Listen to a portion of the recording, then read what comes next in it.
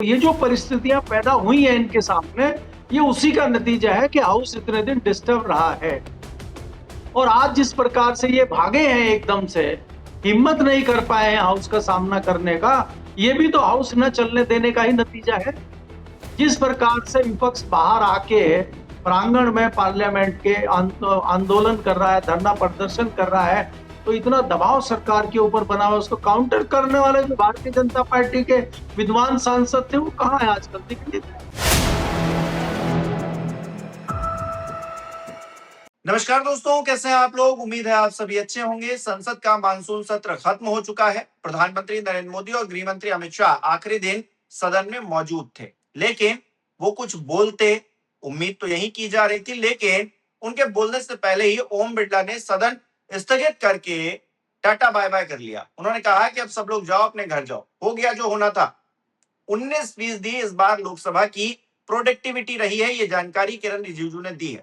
तो आखिरकार इतनी मजबूरी, इतना डर और इस देश के भविष्य को लेकर जो चर्चा सच में होनी चाहिए, क्या हो पाई इस बार? करेंगे बात। केपी मलिक जी वरिष्ठ पत्रकार हमारे साथ जुड़े हैं। सर, बहुत बहुत स्वागत है आपका। बहुत बहुत धन्यवाद हिमांशु जी, आपका भी और हमारे सुधी दर्शकों का भी बहुत बहुत धन्यवाद, आभार जी।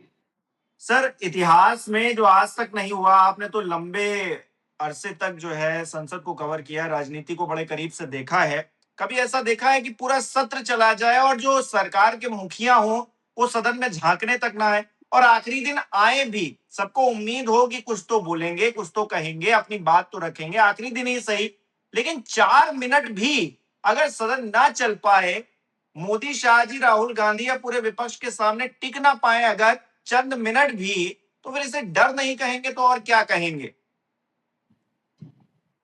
हिमांशु देखिए, कल जब अमित शाह जी का वक्तव्य आया था और जिस तरह की बॉडी लैंग्वेज अमित शाह जी की थी, तो हमें कल ही लगने लगा था कि ये सदन का सामना करने की हिम्मत नहीं कर रहे हैं।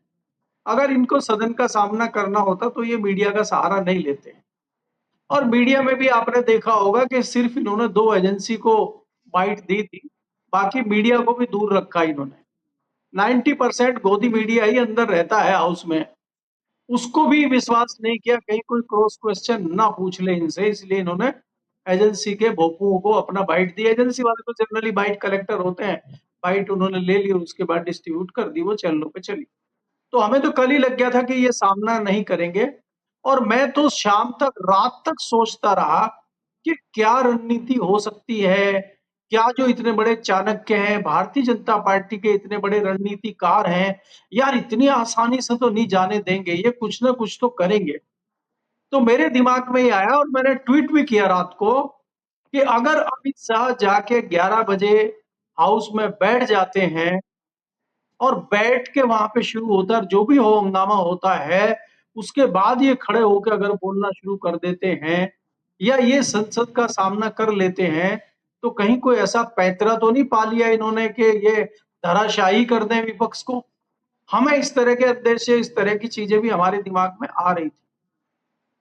लेकिन हुआ ये कि जैसे आप कई सारी फिल्में देखते हैं, खासकर हिंदी मूवी देखते हैं, उसमें एक विलन होता है, उसका बड़ा दबदबा होता है और उसको एक नौजवान आता है, कोई पढ़ाई करने, कहीं कुछ करने आता है और उसके गुंडे उसको पीटते हैं और फिर वो जो है वो दबंग आ जाता है वहां पे, और सब बाजार में सब डर के लोग कोने में छुप जाते हैं और वो उसको ठोक देता है और इतना आसानी से वो निपट जाता है कि उसकी सारी चीजें धराशायी हो जाती हैं और उसका जितना बड़ा दबदबा था वो सब खत्म, 1 सेकंड में हो जाता है।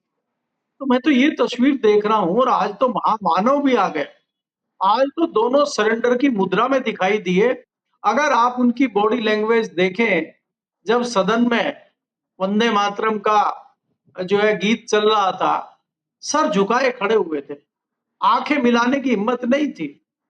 हालांकि अगर हम कांग्रेस के खेमे में देखें, विपक्ष के खेमे में देखें, वहां कई सांसदों को समझ ही नहीं आ रहा था कि हो क्या रहा है, क्योंकि नजारा ही ऐसा था।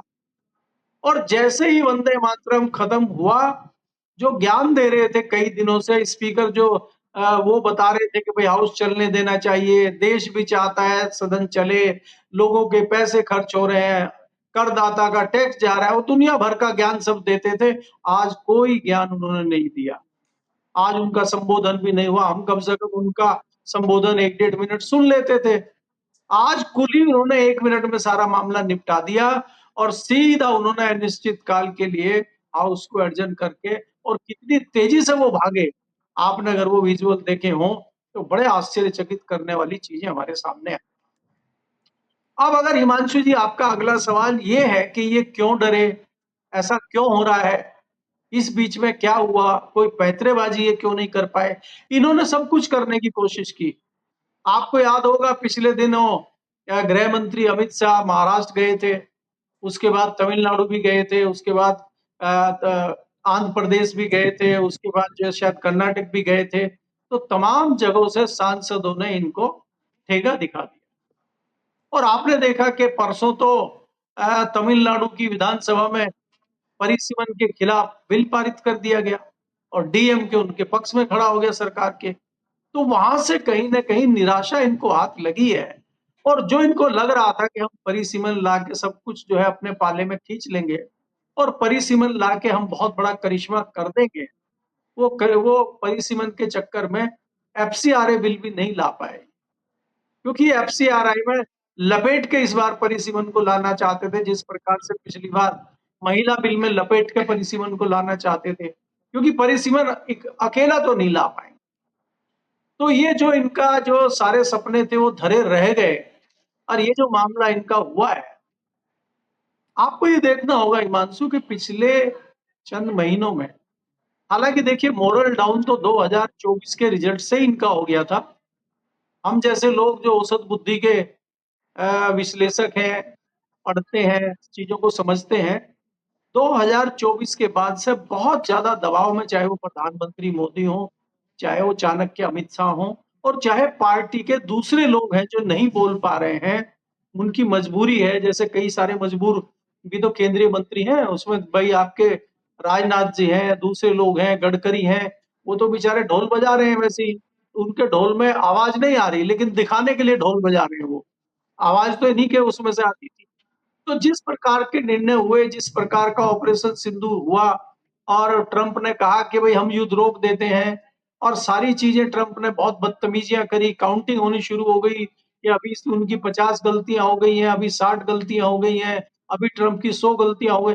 हमें लगा कि भाई जो है ये जो एक वो पर्सन आता है ना कृष्ण जी की, उसमें कि वो शायद 100 माफ करेंगे, 100 गलतियां माफ करेंगे मोदी जी और 51वीं गलती, 101 वाली गलती पे ट्रंप को लपेट देंगे मोदी जी। लेकिन वो शायद 101 भी क्रॉस कर गया और कुछ नहीं हुआ, टाइम टाइम फिश।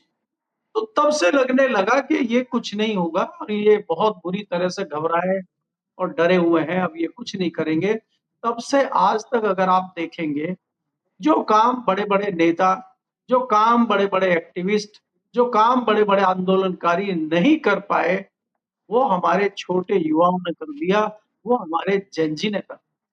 और जो जेन ज़ी कर रहा था पिछले दिनों से, उसमें जेन ज़ी अल्फा ने धक्का लगा दिया। जेन ज़ी अल्फा इस जेन ज़ी से भी खतरनाक लग रहा है।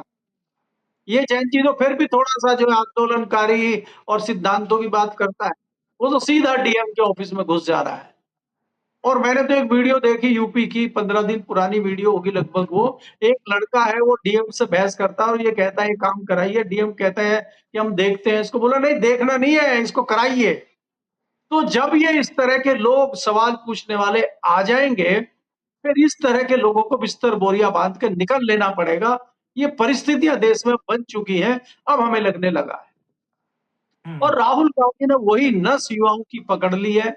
आप देखें चाहे कोटा का मामला हो, चाहे वो देहरादून का मामला हो, चाहे पिछले दिनों प्रयागराज का मामला हो, वो दुखती रग पे हाथ राहुल गांधी ने रख दिया है। और जब-जब आप इन तथ्यों में घुसते हैं, जब देखते हैं, आपको नीचे दीमक लगी हुई निकलती है, चोरी डकैती दिखती है वहाँ पे। तो अभी खबरें आ गई हैं कि भई जिस हम इलाहाबाद यूनिवर्सिटी की बात करते हैं जो ऐतिहासिक है, उसमें किस प्रकार से उसको बर्बाद करने का काम चल रहा है। किस प्रकार से वहाँ पे ऐसे लोगों को लगाया गया जो उस काबिल नहीं है, वो चीज़ें खुल के बाहर आने लगी। और उसकी सबसे बढ़िया रिपोर्ट करने वाला, सबसे बढ़िया जानकारी देने वाला वहीं का युवा है जो भुक्तभोगी है। तो वो देख रहा है। तो जब वो देख रहा है तो सवाल भी उसी को पूछना पड़ेगा और करना भी उसी को पड़ेगा। राहुल गांधी तो खाली सपोर्ट कर सकता है या विपक्ष तो खाली सपोर्ट कर सकता है, करना तो युवाओं को ही पड़ेगा।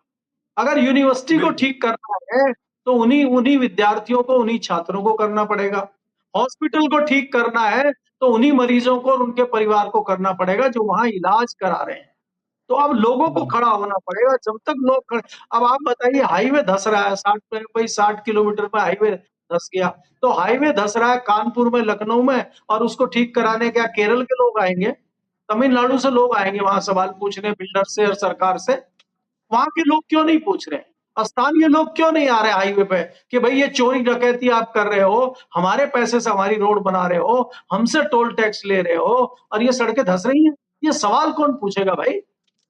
तो अब ये मुझे बिल्कुल। लगता है कि सवाल पूछने वाले लोग खड़े हो गए। जी। हम्म। अच्छा, इनकी ही पार्टी के लोग, भारतीय जनता पार्टी के ही लोग अब सवाल खड़े कर रहे हैं ऐसे ऐसे मुद्दों पर जिसका जवाब शायद भारतीय जनता पार्टी के पास होना, उनके शीर्ष नेतृत्व के पास होना। एक तरफ तो हम देख रहे हैं खड़गे जी हल्द्वानी जा रहे हैं तो वहां पर शुद्धिकरण चल रहा है, अखिलेश यादव कन्नौज में मंदिर जाते हैं तो वहां पर मंदिर को धोया जा रहा है। ये राजनीति कर रहे हैं। और इन्हीं के नेता आर के सिंह मंत्री भी रहे, वो कह रहे हैं कि अरुणाचल प्रदेश में घुसपैठ हो रही है चाइना की तरफ से, जो पोस्ट है वो चाइनीज जो लोग हैं उन्होंने कब्जा कर लिया। और पिछले कुछ दिनों से दो चार लोग जो यूट्यूबर हैं, जो सोशल मीडिया पर एक्टिव रहते हैं, उनके वीडियोस भी निकलकर सामने आए। वो कह रहे हैं कि कुछ दिनों बाद हम चाइना में चले जाएंगे, हम चाइनीज हो जाएंगे। अभी हम हिंदुस्तान में हम सरकार से लगातार गुहार लगा रहे हैं लेकिन सरकार सुन नहीं रही है। तो उस मोर्चे पर कहां पर सरकार खड़ी है, वो तो बहुत ज्यादा मतलब वो असली मुद्दा तो है वो कि हम चाइना हमारी जमीन कब्जा रहा है और हम चुप बैठे हैं क्या? देखिए हिमांशु, आपने दो सवाल पूछे हैं। एक तो सबसे पहले जो शुद्धिकरण की आप बात करते हैं, ये जो प्रोपगेंडा है ये भारतीय जनता पार्टी का पुराना प्रोपगेंडा है कि आप लोगों को अपमानित करने के लिए, लोगों में मतभेद पैदा करने के लिए, अपने लोगों को खुश करने के लिए इस तरह के प्रोपगेंडे चलाते रहते हैं।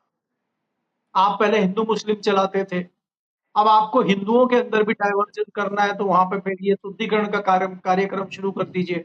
फिर आप जातिवाद पे आ जाइए। तो ये तो भारतीय जनता पार्टी का पुराना एजेंडा है। लेकिन ये एजेंडा अब जो है बहुत चल चुका है, काट की हड्डी बहुत बार चढ़ चुकी है। अब इसमें कोई दम बचा नहीं। नहीं तो आपको याद होगा कि अखिलेश यादव ने जब मुख्यमंत्री आवास खाली किया था, उसका भी गंगा जल से शुद्धिकरण हुआ था। और बाद में एक हम्म। नैरेटिव बनाया गया था कि नलके उखाड़ ले अखिलेश जो है, जो 5 साल के सीएम हो, वो नलके उखाड़ ले गए, बड़े दुर्भाग्य की बात है। तो मीडिया अभी देख लिया ना, वही मीडिया है, मीडिया के हैंडल करने वाले लोग हैं उत्तर प्रदेश के, जो योगी जी के सामने राष्ट्रीय अध्यक्ष के हाथ जोड़े फोटो लगा रहे हैं, जो कहीं हम्म। जापान की फोटो, के फूलों की फोटो लगा दे रहे हैं। वही तो मीडिया है आज भी, जो मीडिया को हैंडल कर रहे हैं, वही तो एजेंसी है। तो ये एजेंसी क्या नैरेटिव बनाती, क्या ये सब चलता रहता है।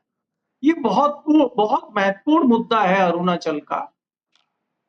चाइना हमारी सीमाओं को छेड़ता रहता है, वहां पे गड़बड़ियां करता रहता है, वहां पे घुसपैठ करता रहता है। ये कोई नई बात नहीं है हिमांशु। वाजपेयी जी की सरकार थी और उसमें डिफेंस मिनिस्टर जॉर्ज फर्नांडीज थे, और मैंने डायरेक्ट सवाल उनसे पूछा था पार्लियामेंट के प्रांगण में कि सर ये जो चर्चा आ रही है, ऑफ द रिकॉर्ड तो कुछ सच बता दीजिए हमें। तो उन्होंने बड़ी साफ गोई से, बड़ी ईमानदारी से मुझे निजी तौर पे बताया था, हम 3-4 पत्रकार थे। उन्होंने ये कहा था कि चाइना इतनी बड़ी ताकत है, हम उसके सामने कुछ नहीं कर सकते। और वो जबरदस्ती हमारी जमीन पे घुसता है, कब्जा भी काफी हद तक उसने किया हुआ है। ये बात तो मैं आपको 2001-2002 की बता रहा हूँ, 25 साल पुरानी बात बता रहा हूँ। उसके बाद तो इतना क्या हो गया होगा, आप सोच भी नहीं सकते। हम ये नहीं कह सकते कि कांग्रेस के जमाने में ऐसा नहीं हुआ, लेकिन ये बहुत बड़ा मामला है, इसलिए इस पे हर आदमी बोलता नहीं है। लेकिन पिछले दिनों जिस प्रकार से हमने चाइना के राष्ट्रपति को झूला झुलाया, गले लगाया, गलबैया डाली, उससे वो रास्ता सीधा खुल गया है। और अब हम मिमियाने के अलावा उसके सामने कुछ नहीं कर सकते। जिस प्रकार से हमारे महामानव की यात्राएं हुई, जिस प्रकार से उत्पत्ति हमारे जो है विदेश मंत्री की चाइना से रिलेटेड हुई, वो सारी चीजें देखने वाली बात है। दूसरी बात, आप जो आर के सिंह की करते हैं, ये वही आर के सिंह है जो 10 साल तक इसी भारतीय जनता पार्टी की मलाई खाए। ये वही आर के सिंह है कि कांग्रेस की सरकार के दौरान ये गृह सचिव थे और ये भगवा आतंकवाद और ये आरएसएस को आतंकवादी बताते थे। फिर ये आरएसएस के गुण गाने लगे। तो इस तरह के व्यक्ति जो बीच-बीच में सवाल उठाते हैं, ये खुद संशय के घेरे में हैं। इनकी बातों पे क्या विश्वास करना? और आज आपको याद आया है 13 साल के बाद? अभी तक कहाँ थे आप? आप अगर यही चीज़ करनी थी, मंत्री रहते हुए अगर आपकी इतनी हिम्मत थी, तो मंत्री रहते हुए आप ये बोलते। आपकी बात पर लोग विश्वास करते। लोग कहते कि देखिए कितना निस्वार्थ व्यक्ति है, अपना मंत्रालय भी दाँव पे लगा दिया। अब आपको बाहर कर दिया गया है। अब आपको मोदी जी पूछ नहीं रहे हैं, इस सरकार में कुछ मलाई मिल नहीं रही है, तो आपने भाषणबाजी शुरू कर दी। तो ये आप जो है, ये दुर्भाग्यपूर्ण बात है देश के लिए कि इस तरह की परिस्थितियाँ बनी हुई हैं और ये इस तरह के लोग जानकारी देते हैं। ये निजी निजी स्वार्थी लोग हैं। ये अपने निजी स्वार्थ के लिए कुछ भी कह सकते हैं, कुछ भी कर सकते हैं। अगर वास्तव में ये देश के लिए बात कर रहे हैं, तो ये 13 साल चुप क्यों थे? अभी तक क्यों नहीं बोले? इनके ऊपर ये सवाल है। हम्म। अच्छा सर, एक चीज और, लोकसभा में ये किरण रिजिजू की तरफ से बताया गया है कि लोकसभा का जो प्रोडक्टिविटी थी, जो काम हुआ, वो 19% रही और जो राज्यसभा की थी वो 39% रही। 12 बिल पास करवाए गए। सवाल ये है कि आम जनता का पैसा अगर लगाकर संसद चलाई जा रही है, जिसमें ना महामानव पहुंच रहे हैं, ना चाणक्य पहुंच रहे हैं, और आखिरी दिन पहुंच भी रहे हैं तो भी 2-4 मिनट में जो है सदन स्थगित हुआ जा रहा है निश्चित काल के लिए, तो फिर ये सदन चलाने की जरूरत ही क्या है? क्यों जरूरत है सदन चलाने की? 19% काम हुआ है। ये काम तो आप जो है 1-2 दिन में कर सकते थे। या आपने 20 दिनों की नौटंकी क्यों की? अब आप और अमित शाह जी उधर कह रहे हैं कि हम जाकर करें क्या, क्योंकि हम जाएं और वहां बैठे, विपक्ष तो संसद चलने नहीं दे रहा है। तो ये इतने मजबूर है, सरकार इतनी मजबूर है, तो संसद क्यों चला रही थी? देखिए हिमांशु, आपको ये समझना होगा कि ये जो लोग इस तरह की बात करते हैं कि संसद में इतना पैसा खर्च हुआ, संसद का इतना नुकसान हुआ, संसद का ये हुआ, ये एक अलहदा इश्यू है। मुझे नहीं लगता कि संसद का नुकसान हुआ, नहीं हुआ, संसद तो चलेगी, संसद तो बनी है चलने के लिए। संसद में तो चीज़ें होती ही हैं। आप उसका कैसे सदुपयोग, अगर आप गाड़ी लेके आए हो 20 लाख की, उसमें पेट्रोल डालोगे, उसको चलाओगे। अगर खड़ी कर दोगे उसको, तो किस्तें तो जाती रहेंगी उसकी। वो तो खराब हो जाएगी, 3 महीने के अंदर आपको उसकी सर्विस भी करानी है अगर गाड़ी ली है तो। बात ये है कि संसद बनी इसी काम के लिए है। हम उस संसद का कितना प्रयोग कर रहे हैं, कितना सदुपयोग कर रहे हैं, ये हमारे ऊपर है। बात ये है कि संसद इसलिए बनी है कि वहाँ पे पक्ष-विपक्ष अपने मुद्दे रखे।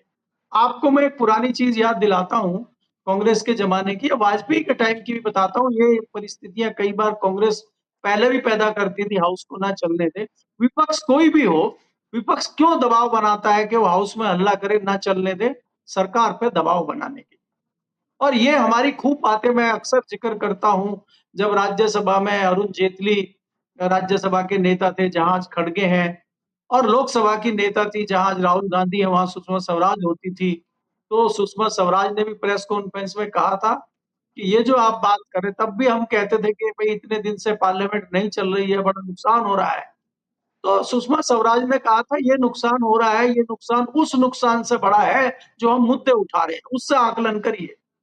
तो आज अगर आप हाउस की बात करते हैं कि हाउस अगर इतने दिन नहीं चला है, तो उससे जो नुकसान हुआ है, फ़ायदा कितना हुआ है, आवाज़ कितनी उठी है, हमारी बात कितनी सुनी गई है। आप ये देखिए ना, हाउस ना चलने की वजह से ही धर्मेंद्र प्रधान ने इस्तीफ़ा दिया। हाउस ना चलने की वजह से ही आज ये परिस्थितियाँ बन गई हैं कि अमित शाह इस कगार पे आके खड़े हो गए हैं कि उनको इस्तीफ़ा देना चाहिए और कभी भी उनका इस्तीफ़ा हो सकता है। हाउस ना चलने की वजह से ही ये परिस्थितियां बनी है कि प्रधानमंत्री मोदी पार्लियामेंट में जाने की हिम्मत नहीं कर रही है। ये हाउस ना चलने का ही नतीजा है। तो इसलिए हम इस चीज से आकलन करें कि हाउस को डिस्टर्ब करना काम विपक्ष का है और हाउस को चलाना काम सरकार का है। चाहे वो किसी भी दल की सरकार हो, मैं उसमें नहीं जाता। क्योंकि हम आप पिछले 10 साल का आकलन करिए और उससे पिछले 10 साल का आकलन कांग्रेस का करिए आप। तो यही भारतीय जनता पार्टी तो और एग्रेसिव होकर हाउस को नहीं चलने देती थी और वो भयंकर सवाल पूछती थी और कांग्रेस के लोग उसके जवाब देते थे। प्रधानमंत्री भले ही कम बोले, भले ही आपने उनका नाम मोहन सिंह रख दिया हो, लेकिन मौन रहने वाले मोहन सिंह पार्लियामेंट में अब जवाब तो देते थे। वो तो प्रेस कॉन्फ्रेंस भी कर लेते थे गाए बगाए। आप बताइए 13 साल में प्रधानमंत्री मोदी जी ने कोई प्रेस कॉन्फ्रेंस करी है क्या? मोदी जी अपने घर में बुला के अपने पसंद के लोगों को बुला के इंटरव्यू देते हैं। कोई पूछ रहा है आम कैसे खाते हैं, कोई पूछ रहा पर्स जेब में रखते हैं क्या, कोई पूछता मोर को दाना आज कितना खिलाया। ये सवाल है प्रधानमंत्री से पूछने वाला। और अब तो तो उसकी इसलिए भी जरूरत नहीं है सर, अब तो गोदी मीडिया की भी जरूरत नहीं है, वो सीधे फोन खोलते हैं, उसमें जो स्क्रिप्ट लिखी होती है वही पढ़ देते हैं, क्योंकि अब जो है उनको मीडिया की भी जरूरत नहीं है जो आकर जो है उनको कुछ भी मतलब उन्हीं के फेवर वाले सवाल भी पूछ ले, वो सिर्फ एक तरफा मन की बात करते हैं। अब वो फोन पे कर लेते इसीलिए हैं, जेनजीज के साथ इसीलिए तो उन्होंने ऐसा ही इसीलिए किया। नहीं, इसीलिए हिमांशु मैं कह रहा हूं ना आपको, ये जो परिस्थितियां पैदा हुई हैं इनके सामने, ये उसी का नतीजा है कि हाउस इतने दिन डिस्टर्ब रहा है। और आज जिस प्रकार से ये भागे हैं एकदम से, हिम्मत नहीं कर पाए हैं हाउस का सामना करने का, ये भी तो हाउस न चलने देने का ही नतीजा है। जिस प्रकार से विपक्ष बाहर आके प्रांगण में पार्लियामेंट के आंदोलन कर रहा है, धरना प्रदर्शन कर रहा है। आपने देखा आज विपक्ष के कांग्रेस के पवन खेड़ा और दूसरे लोग कह रहे हैं कि भाई 36 इंच का बंदर कहाँ है वो, उस तरह के नारे बाहर लग रहे हैं। तो इतना दबाव सरकार के ऊपर बना हुआ है, उसको काउंटर करने वाले जो भारतीय जनता पार्टी के विद्वान सांसद थे वो कहाँ है आजकल, दिख नहीं रहे। कहाँ है वो निशिकांत दुबे, कहाँ है वो दूसरे लोग, वो गायब है। वो मोर्चा लेना चाहिए उनको विपक्ष से, वो भी गायब हो गए। तो ये परिस्थितियां इसीलिए बनी है कि हाउस को विपक्ष चलने ही नहीं दे रहा है। जी बिल्कुल, बहुत बहुत शुक्रिया सर हमारे साथ जुड़ने के लिए, तमाम बातचीत के लिए। हमारे दर्शक किस तरह से देख रहे हैं इस विषय को कमेंट करके जरूर बताएं। इस वीडियो को लाइक करना शेयर करना मत भूलिएगा। हमारे चैनल को सब्सक्राइब नहीं किया तो वो भी जरूर कीजिएगा। आप हमें सहयोग भी कर सकते हैं ज्वाइन बटन पर क्लिक करके। बहुत बहुत धन्यवाद।